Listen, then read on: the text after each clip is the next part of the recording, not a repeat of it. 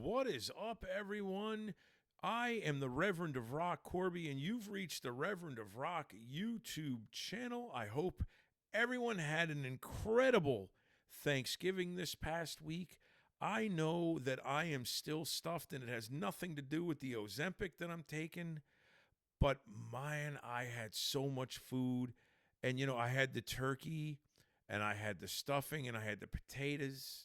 We had butternut squash, and we had corn, and we had broccoli, and then we had empanadas and flank steak and a lot of things that we normally don't associate with Thanksgiving. And I'm starting to see that this is a trend. So, like, right off the bat, man, leave me a comment and let me know what the most unusual food you had on your Thanksgiving Day dinner table was.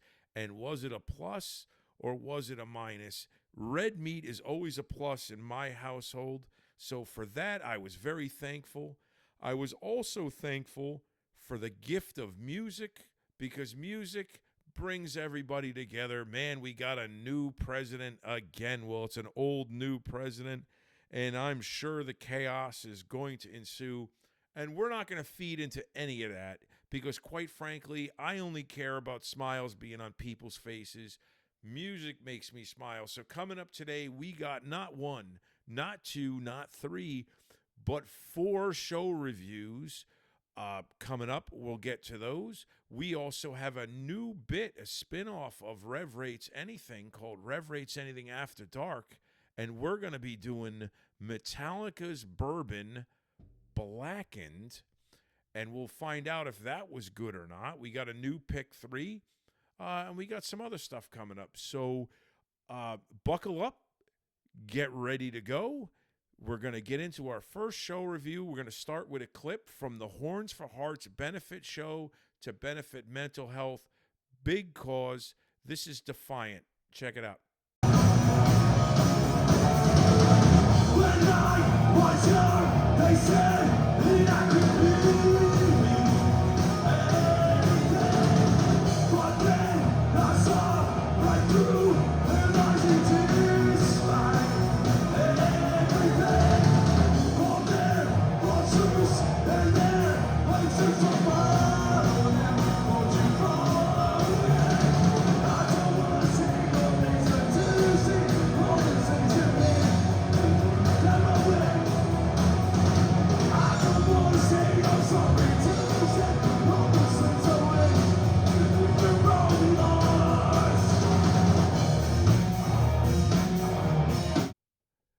I am a retired dork, and I always say if I could go back and have a classic game of Dungeons and Dragons with any one band, it would be Defiant. These guys are, not only are they funny, but they're intelligent and they're a lot of fun to talk to. Paul Cochran, the drummer, I've told him this to his face. He has one of the highest value Facebook pages out there. Nothing that this guy posts is garbage, and it's always food for thought. I appreciate stuff like that. If you ever get a chance to see Defiant, you got to get out there. Punk music is usually like angry and like, oh, and it's like they're the nicest guys. Like, you wouldn't expect them to be punk rockers. But they are, and when they're off stage, they're actually very calm and fun guys. Good job by Defiant headlining the Horns for Hearts show. Horns for Hearts, very, very important. It's mental health. It raises money for mental health and mental health awareness. It was started a couple of years ago by Amel Elizabeth from Eternal Frequency. And I hear that they got some music coming on the horizon, so we're looking forward to that. But good job by Amel and Eternal Frequency for starting this charity and hosting this event. They did a great job. There were plenty of other bands that were also there to participate. Ruinous was there. Void Hidden was there. Seldom Fade was there. Cass and the Bailout Crew all did a good job. I love when bands come together and do stuff for charity. So that was the Horns for Hearts show. 2 thumbs up. I can't wait for Horns for Hearts number 3. Now, the next show that I went to, it caught me a little bit off guard because I wasn't expecting a band for to be so good for having their debut show, and that is the long-awaited debut of the band Karma. Former members of Eternal Frequency and Ignite the Fire have united to form a band called Karma, and this was their debut show. And what a debut show they had, opening up for Ash Costello in New Year's Day, another 717 entertainment show. Let's show you the opener of Karma's very first time on stage.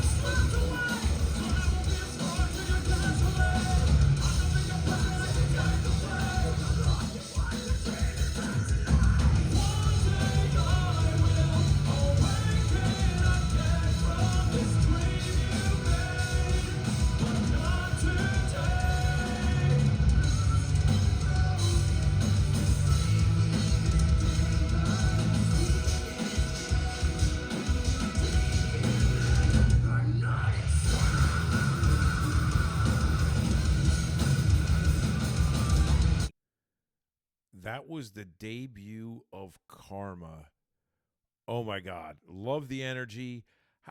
I want to know how people feel. I actually really, really enjoyed the light up armbands.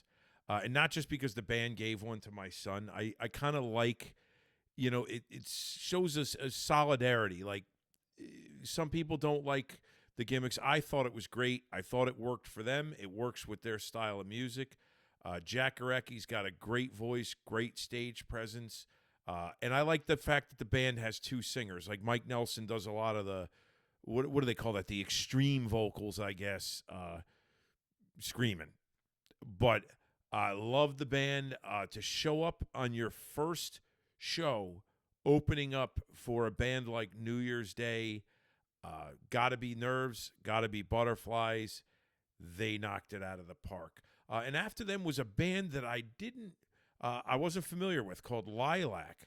Lilac was very interesting. We're going to show you a clip of Lilac.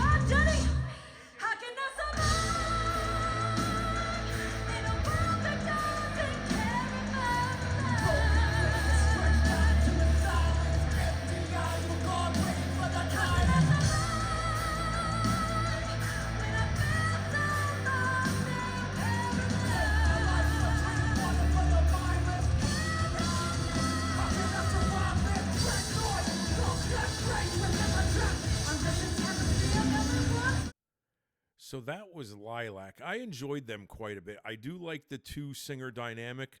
I like how the guy does the extreme vocals and a little bit of rap, and she's got just a set of pipes. And on the outside, like she was cute. She almost looked like somebody that should be in like the Go-Go's, but she just had a lot of raw power in her voice. And I got to share this with you because I really missed the mark with Lilac. I dropped the ball. Because, when I go to these shows, I'm shameless. I'm looking for selfies. I'm looking to meet band members. I'm looking to make connections. I'm looking to angle a certain way so I could do things for the YouTube. And I approached the singer's name is Elise Zavala. I saw her at the merch table after the show, and I wanted to swing by and say, hey, I really liked your show. And I started talking to her, and she was eating chicken tenders while I was talking to her. And I can't stand ketchup. Ketchup is like kryptonite. It's the most evil thing. And she had like a little ketchup, and it was just, and I was just I had to get out of there. I feel so bad. Like, I really want to see Lilac again so I can try and reestablish this connection, because I had to bail. And it's no disrespect to Elise. Everyone's entitled to eat when you're hungry. I just can't handle the ketchup. But sorry. So then finally we get to the lovely Ash Costello and New Year's Day, the headliner. I really don't need to say much about them. If you've heard of them, you know how good they are. You know how good she is. We'll give you a clip. Get your feet off the ground! 1, 2, 3, get up! Get the fuck up!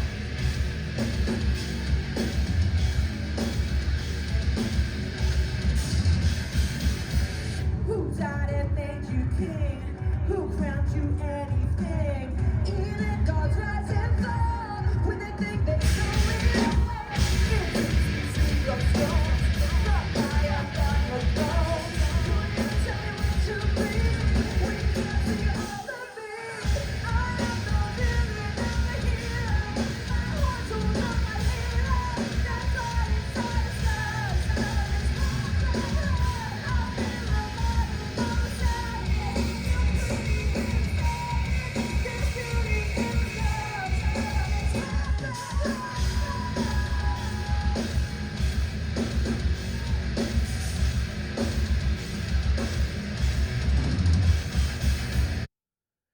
That is New Year's Day, the lovely Ash Costello. This is my second time seeing New Year's Day.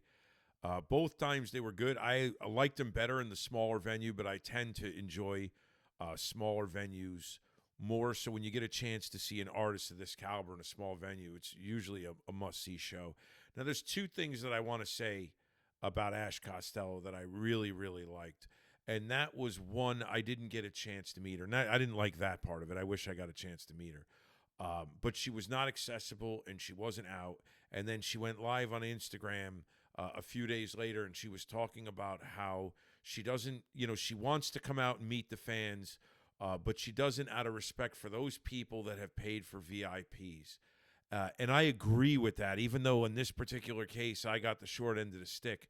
If you pay $100, $75, to anywhere from 75 to like 300, unless you're like Ace Frehley, then it's like 700. But if somebody pays for a VIP, and then after the show, the person's out mingling around in the crowd and greeting everybody and spending time with them, if you're the guy that paid, you feel a little bit slighted.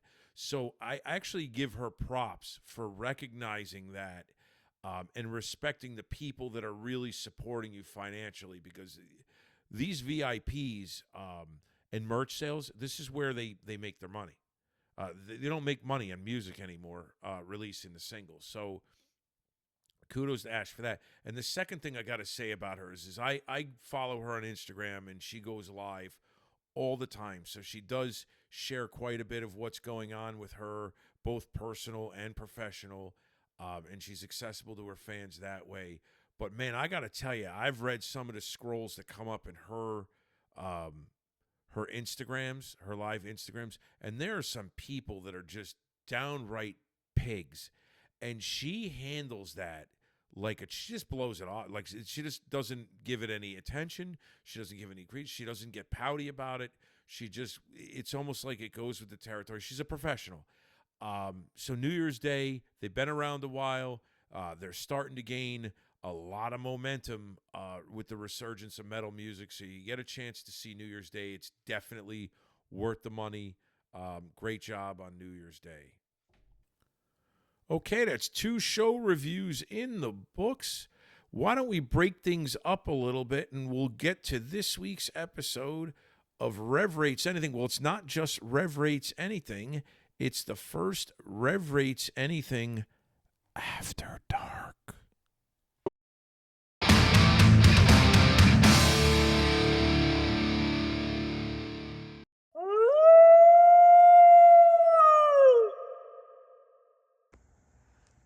What's up, everyone? Reverend of Rock here with a new bit.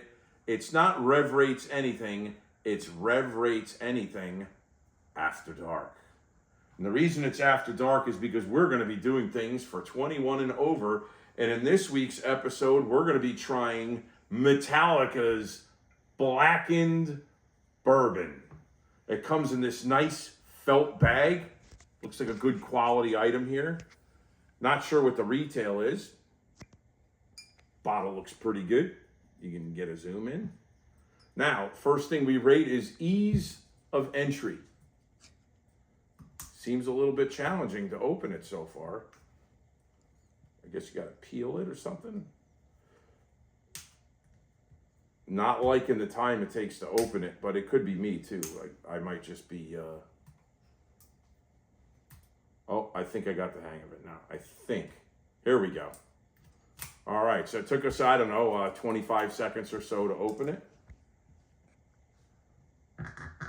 Listen to this sound. Ready? That's sick. And we're going to be using our Eva Under Fire shot glass because, well, everything's better with a little Eva Under Fire. Good tone coming out of the bottle. We're going to do about 3/4 of a shot. Smells pretty good. I learned this over the weekend too. You got to go like this. That clears your palate because it's supposed to be the most neutral smelling part of your body. Here we go. Metallica's Blackened.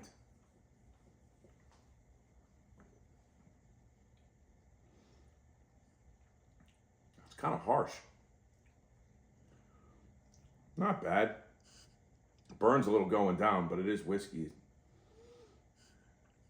I give Metallica's Blackened,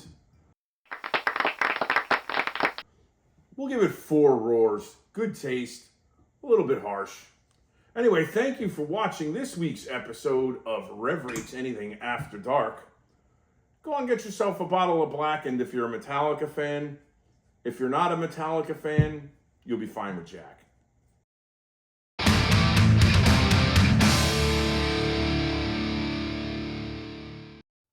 I've decided to do the Rev Rates Anything After Dark because there's just an abundance of bands putting their names on stuff now, especially liquor. The Hailstorm's got a booze.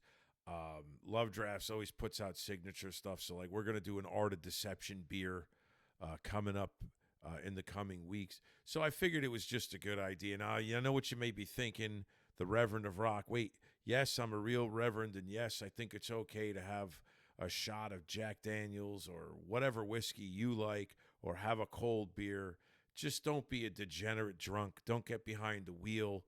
And I think you're pretty much okay. I mean, Jesus drank wine, so I think we don't need to get carried away. So enjoy the fact that I'm rating some good old-fashioned booze. And with that being said, let's get back. The third show review I got today is a band I'm very familiar with, and that was a co-headlining show with Deadlands and Renessans. I've never heard of Renaissance before, and there was a couple other bands on there, Via, who I've seen one other time, and Sinful by Nature. This is my third time seeing those guys. So let's roll through the clips really quick. I'm going to give you Sinful by Nature first.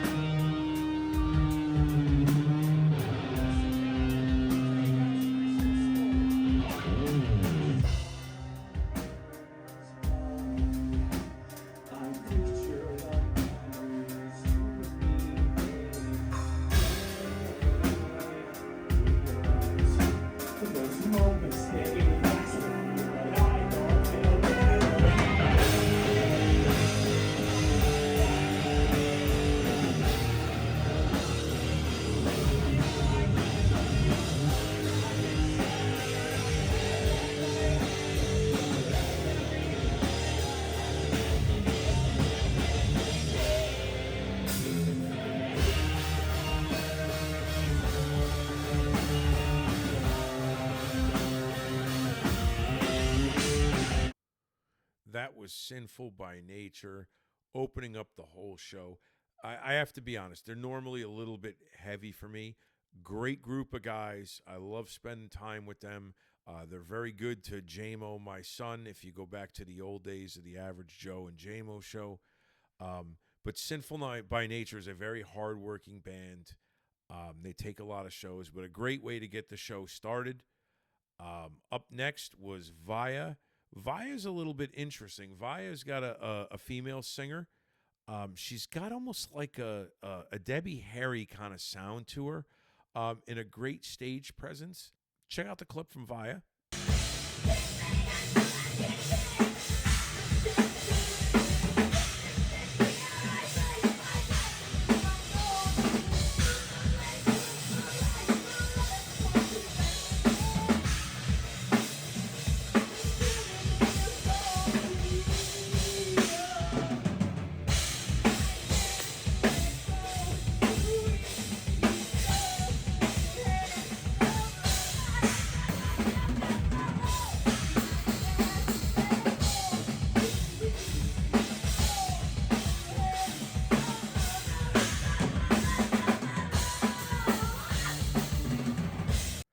That was Via.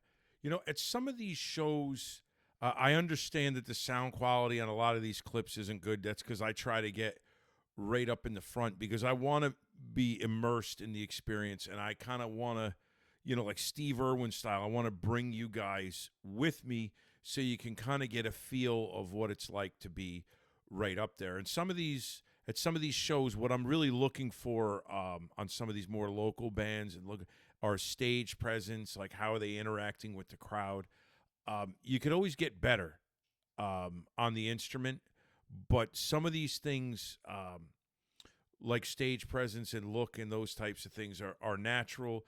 And Via has that. So I think in time they will be a much better band. I like their sound now. I want to see them a few more times, and I want to see them improve each time. So that's what I'm looking for there. But now this is the point of the show where things got very, very interesting. Renaissance was the co-headliner, and this is a band that I've never heard of. We're going to roll the clip, and then we'll talk a little bit about it.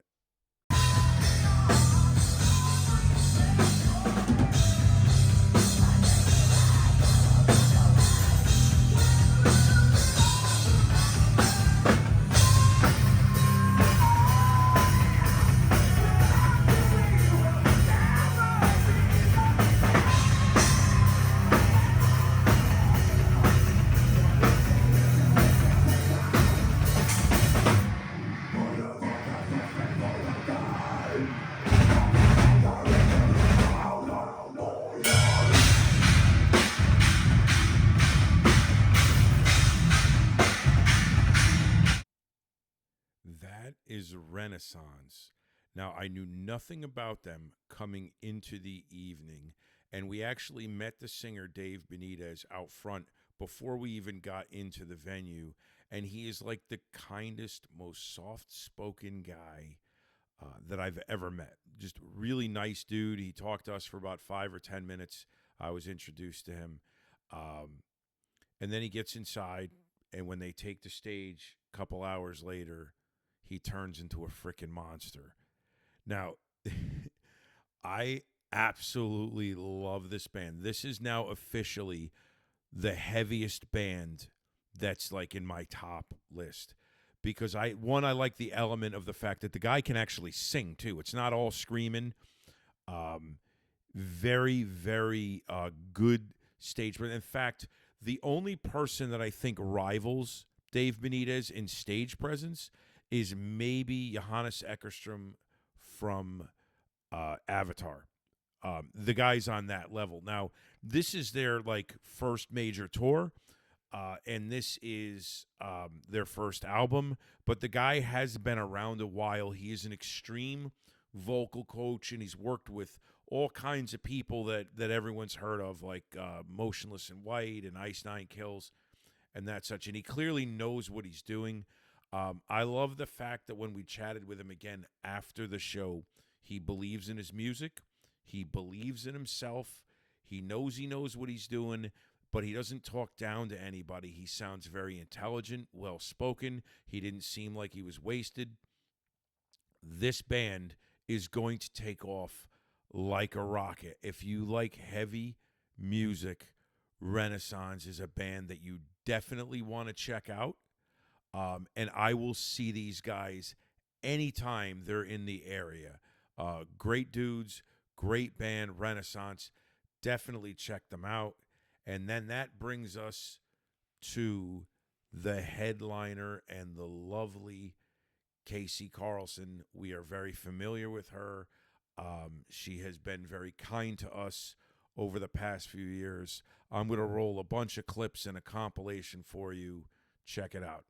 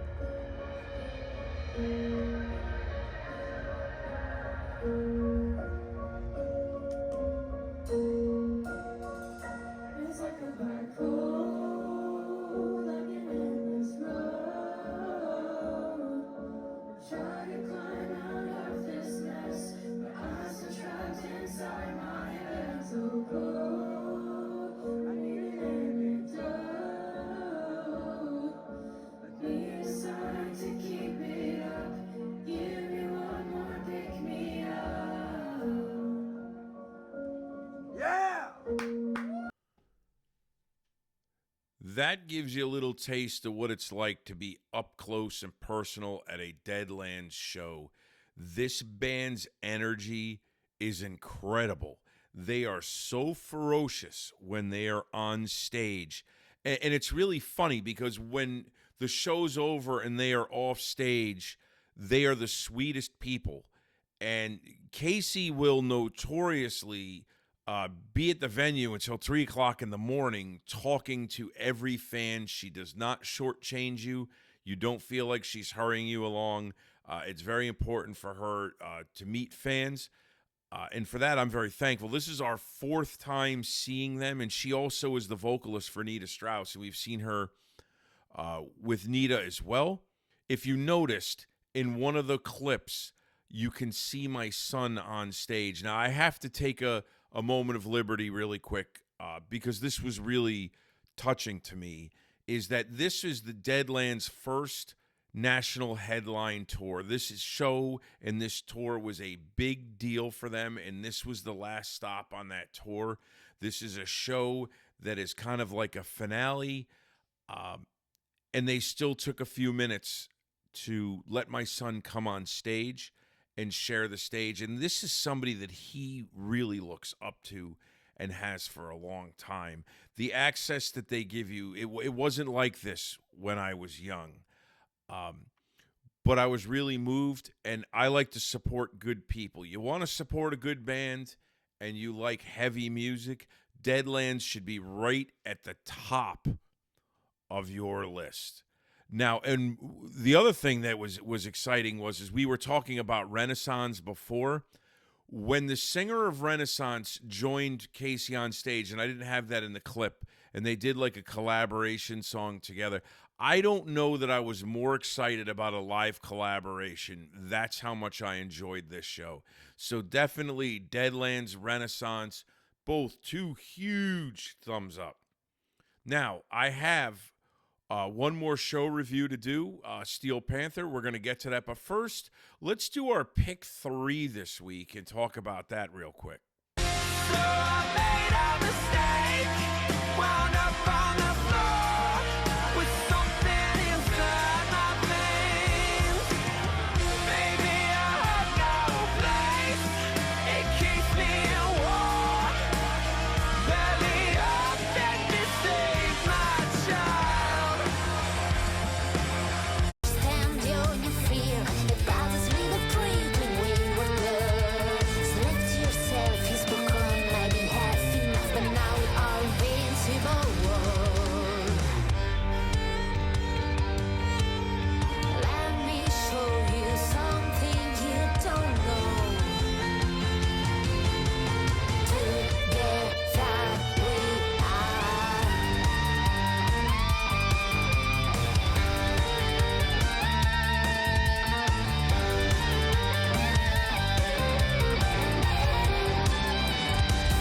Slowly I crawl, I carried it all through the shadows creeping in my mind. My demons falling into line, losing it all, nowhere to fall. All the memories flash inside me, make me feel so guilty. There is your pick 3 for the week. The first song, Return to Dust, Belly Up. This came across my desk at irockradio.me and was in my rotation, and I really, really liked it. It's from their debut album.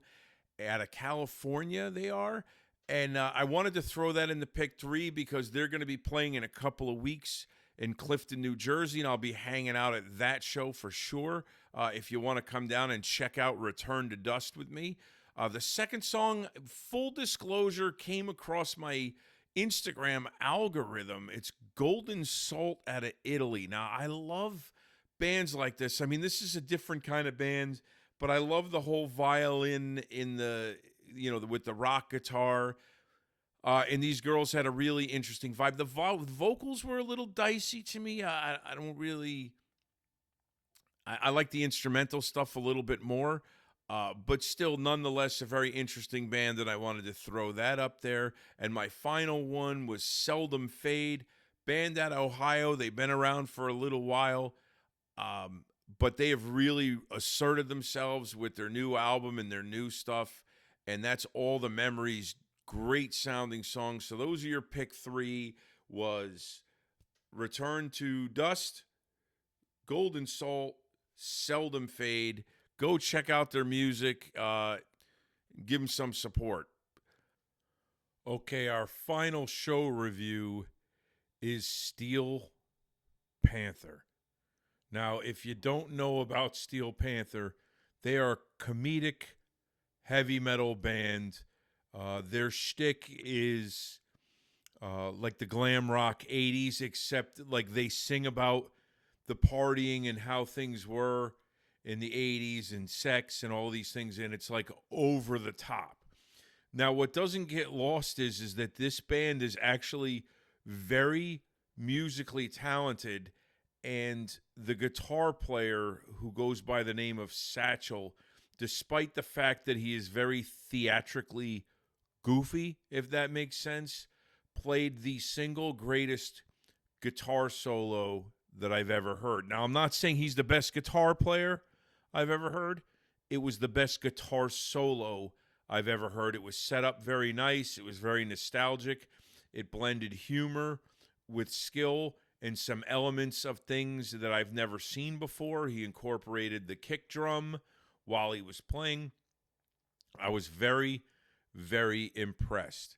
Here, however, is the downside of Steel Panther. I really, really wish that this was not an all ages show, because I took my 14-year-old son. He had plenty of boobs in his face. He had heard plenty about sex and drugs and these types of things. Now, I'm not a prude, but there has to be a moral line somewhere. And at one point, they have a 10-year-old on stage, and they're talking about him, getting laid in the back by girls in the crowd and things like that. And there were just some lines that I thought were crossed that didn't need to be crossed. I understand it's all in good fun, and I understand that you kind of got to know what you're getting into there. My only downfall was I really wish that it wasn't an all-ages show, because I couldn't really play any of the clips. Now, they have one song that I really like.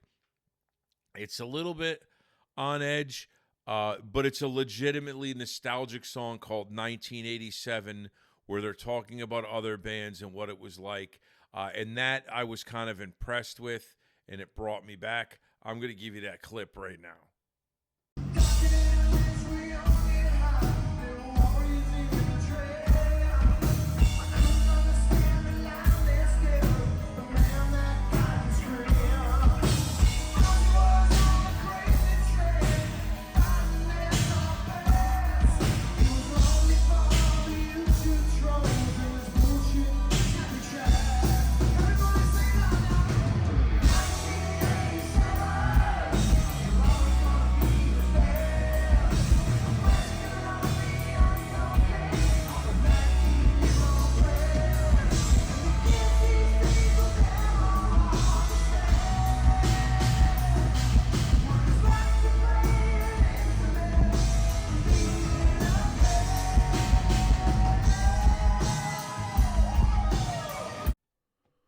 So I try to be as realistic about these reviews as I can, and I try to give some information, accurate information about the bands that I go to see.